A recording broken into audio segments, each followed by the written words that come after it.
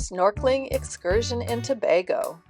Tobago, the smaller island in the Republic of Trinidad and Tobago, is relatively small, only 25 miles long and 6 miles wide.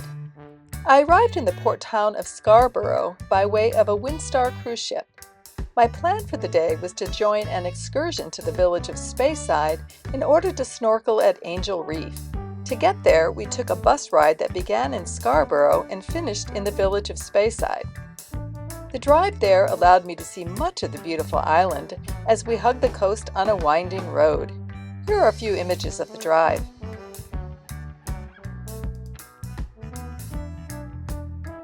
When we got to Speyside, we stopped at a hotel to use the facilities, then drove to the water, which was a picturesque setting that included lovely views of two islands, Little Tobago and Goat Island.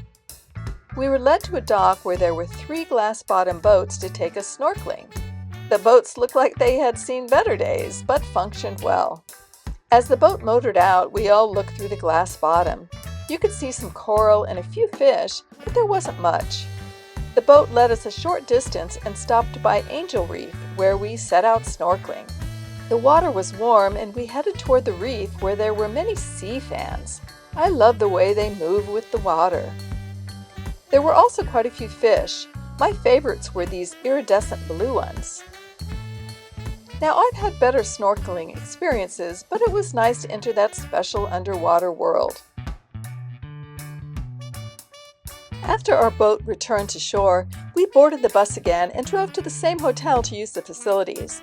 Then, before heading back to Scarborough, we drove a short distance to a wonderful viewpoint where we could see the 2 small islands and the beautiful turquoise waters.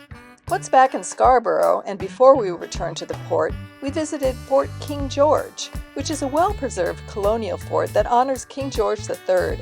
It offered beautiful views of Scarborough Bay and the Atlantic Ocean, and had a museum with military history.